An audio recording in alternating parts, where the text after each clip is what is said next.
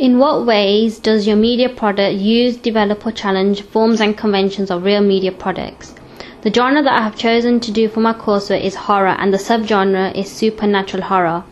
I have chosen to do this genre and subgenre because after doing my genre research for the planning of my coursework, I found the supernatural horror genre a lot more interesting than the other genres that I had researched. Firstly, my horror movie poster uses, develops and challenges forms and conventions for real media products. This is because firstly, the colours I have used on the poster are mainly the colours that are used within a horror movie product. The colours I have decided to use are red, black and white. Looking at the Paranormal Activity 3 poster and Grave Encounters poster which I have analysed, the main colours used is black, as this shows that black is the main colour which is associated with the supernatural genre, and I have used this idea and included the same sorts of colours within my horror movie poster. As well as this, the white colour is mainly used for the text on the poster, as it will stand out to the audience against the dark colour background. Looking back at the two posters that I have analysed and my overall poster, I have noticed that the colours used are mainly dark and bold. This is because it will help build the tension of fear and anger to the audience. Within my horror movie poster, I feel that the colours I have used work well together, as the different colours portray a different meaning in their own ways. The title for my horror movie trailer is The Unusual. I decided to use this title for my horror movie because I thought it was catchy and would drag the audience to want to watch it, and also they would know there is something unusual about the movie. From looking at the two movies I have analysed, I challenged the sort of title that I have used, as I found the titles in the other movies such as Paranormal Activity 3 and Grave Encounters gave little away about their movie, whereas the title The Unusual shows the audience that something mischievous is going to happen within the movie.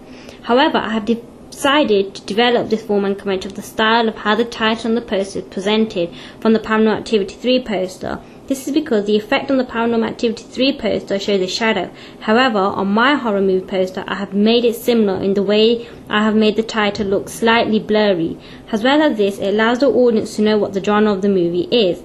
The main important aspect which most of the audience look for on a horror movie poster is the image that is allocated on it, because from the image it gives the most narrative about what the movie is going to be about. The image that I have used on my horror movie poster is one of the main character that is going to be in my horror movie trailer, as this allows the audience to know what the movie will be about, such as where the location of the movie will be and also the character or characters within the movie. I have challenged the way the image has given the narrative of the movie to the audience to the real media products. This is because from the two horror movie posters that I have analysed, the character in the image does not make direct address with the audience, whereas the character in my image makes direct address with the audience, as this helps drag the audience in. I have challenged this convention because in my opinion, with the character making direct address to the audience, it makes them more drawn into the movie. However, the only form of convention that I have used within the image is including the location, and mainly this is done by trying to capture the background within the image. And this is done within the poster image of mine and also the two texture analysis that I have done on Paranormal Activity 3 and Grave Encounters. The shot type of the image on my horror movie poster is a medium shot in order to capture the location. The tagline for my media product is Never Walk Alone. I use this convention from the two analyses I did on Paranormal Activity 3 and Grave Encounters poster. This is because from both of the analyses, they included a tagline somewhere on the movie poster. From the tagline, it helps give a slight narrative to the audience about what the movie may be about. As well as this, also from the audience research, this helped me decide whether to have a tagline on my movie poster or not. But as I collected the results, the majority of people prefer to see a tagline on the poster, as this gave them a clue about the narrative of the movie.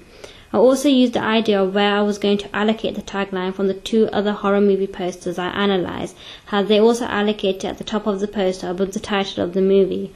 The language used in the tagline within the Paranormal Activity 3 and Grave Encounters movie is very formal, but as well as this, the way they have put the sentence together leaves the audience in suspense, as there is a twist within the tagline.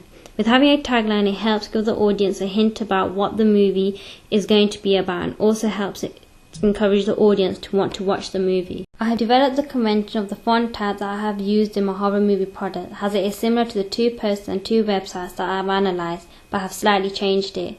The main poster I have developed the font type from is Paranormal Activity 3. This is because I have tried to use a similar font to what Paranormal Activity 3 have used, and I have also tried to put the similar effect on the title, which made it look misty like the Paranormal Activity 3 title, as this shows that I have developed this convention of the font type. I have developed this by making the effect used a slight bit different, as on the Paranormal Activity 3 the effect on their title is more of a 3D effect, whereas on my title is more of a misty effect, which shows that I have developed this convention. As well as this, from looking at other horror movie posters and not at the ones that I have analysed, I looked at the positioning of the title within those posters, and from this I realised that most horror movie posters mainly position their title of the movie at the top of the poster. So I used this convention and also allocated the title of my movie at the top of the poster. Using the same type of font helps make the product look more professional, as this will also show the effective combination between the media products. Looking at the two posters that I have analysed, which are Grave Encounters and Paranormal Activity 3, I noticed that the Grave Encounters posters had a building block allocated at the bottom of their poster. However, the Paranormal Activity 3 poster did not have a building block allocated on their poster. To help me decide whether to add a building block on my horror movie poster, I looked at another movie poster, which was Insidious, and on their poster they also had a building block. So from looking at this, it helped me decide whether or not I would be putting a building block on my horror movie product. I decided to put a building block on my horror movie poster, as this is a convention used on the majority of movie posters. So this shows that I have used this convention and also used the building block on my poster. As well as this, I also used the convention of using the same font that all building blocks use, which is Steel Tongues. Within a poster, there is a representation of age, gender and ethnicity. However, from the two textual analysis that I did, which are Paranormal Activity 3 and Grave Encounters, they represent different age, gender and ethnicity from the age, gender and ethnicity that I have represented within my horror movie products. On my horror movie poster, the image I have used is of a girl who is possessed. I've used the convention from Paranormal Activity 3 as the image on that poster is also of a lady who is possessed. But the only convention that I have challenged here is the age that I represent within the image. The age that I represent in my image on my horror movie poster is a teenager, whereas a lady in the Paranormal Activity 3 is older than a teenager who may be in her late 20s. I have used the convention of the gender that I have chosen to use in my image on my poster, which I have used from Paranormal Activity 3 image, as they have also used the female on their image of their poster and website. But I have challenged this convention from Grave Encounters poster, as they have a male in their image and on their website and poster.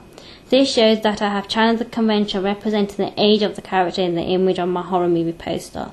As well as this, I have also challenged the representation of ethnicity that I have used in my image. This is because the girl's ethnicity in my image on my horror movie poster is Asian, whereas the image on the Grave Encounter and Paranormal Activity 3 poster are both white, as this shows that I have mainly challenged this convention representation in my horror movie product. The layout of my horror movie website is different from the layout of the two websites I have analysed, which are Paranormal Activity 3 and Grave Encounters.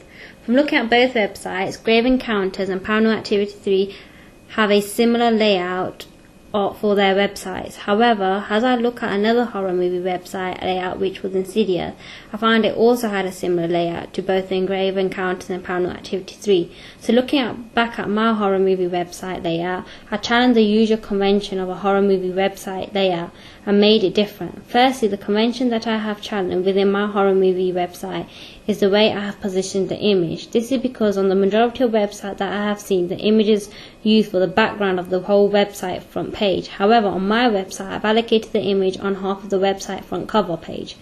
This shows that I have challenged the convention. As well as this, I have used the convention to put a navigation bar on my media product. I have also used similar links on my navigation bar, which were also in the two websites that I have analysed. This again shows that I have used this convention from real media products. Within my horror movie website, I have included audience interactivity, which are things such as social network links at the top right hand side of the website front cover. By having these social network links, it allows the audience to follow on Twitter or like on Facebook and keep up to date with the gossip about the horror movie. I have used this convention from the two textual analysis that I have done, which is Paranormal Activity 3 and Grave Encounters website. As well as this, I have also looked at other movie websites, and this is the main convention which is on the majority of websites. This is why I chose to use this convention on my horror movie website as well. I developed this convention as on the Grave Encounters website, they have allocated a watch link with the social network links, which I have not done in my media product. And as well as this, Paranormal Activity 3 website has allocated G+ logo also next to the social network links. I have developed this as I have only allocated Twitter and Facebook social network links on my media product website. As well as this, having an audience interactivity, it will be beneficial for the target audience. This is because my target audience is mainly for teenagers. So as teenagers use the internet more than any other age group, so having the book online link and social network links for the audience will mainly benefit my target audience the most. I have also included a link at the top of my horror movie website which allows the audience to book tickets online at their local cinema. I have challenged this convention because the two websites that I have textually analysed do not have a link on their website, as this shows I have challenged this convention. Having a book online ticket section allows the audience to be able to save time instead of going out to get their tickets and to be able to just sit at home and book their tickets, which is an advantage for the audience who visit the website. The narrative for my horror movie trailer is different from the normal supernatural horror movies and also different from the two trailers I have analysed, which are Paranormal Activity 3 and Grave Encounters. This is because I have not shown much of the activity that happens within the trailer, as the other two trailers I have analysed show more of the activity. As well as this, the narrative within a horror movie trailer should include as many shot types as you can, and within my horror movie trailer I have not included many different shot types as the other trailers I have looked at have included. This shows that I have challenged this convention as I have used a limited amount of shot types within my horror movie trailer.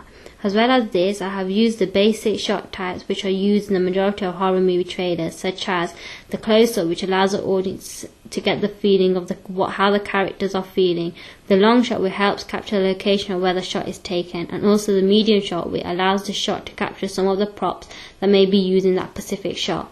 However, I have not used many props as I was supposed to use on my horror movie trailer, which I would have helped to give the narrative of the trailer to the audience. The narrative within my trailer and also other trailers that I have looked at are non-linear, as this is from the theorist Todorov. I have used two captions within my horror movie trailer that helps to tell the narrative of the movie. The captions that I have used are Discover and The Secret. These two captions help tell the audience that within the movie they are going to discover some sort of secret. I have used this convention of having captions throughout my trailer by looking at the two trailers I have analysed, which are Paranormal Activity 3 and Grave Encounters. As well as this, just looking at these two trailers, I also looked at other trailers on YouTube which also included captions. The only convention of captions that I challenged was the captions in Paranormal Activity 3 and Grave Encounters trailers, as they did not tell much of the narrative but told the audience the location of the shot, the time of the shot, and what is happening in the shot, as my captions give a hint of what the narrative is about. So looking at the caption, it shows that I have both used and challenged them from real media products. The billing block, which is also included on the post and website of my media products, I have also included the billing block at the end of my horror movie trailer. By including the billing block on the trailer and the rest of my media product, it gives the information to the audience about who has made the movie, etc. I have challenged this convention because the two trailers that I have textually analysed do not allocate a billing block in their media product. However, looking at the other trailers which I have not textually analysed include a billing block at the end of their trailer, as this shows that I have challenged this convention of the two trailers I have analysed, but I have used this convention from the other trailers that I have not textually analysed.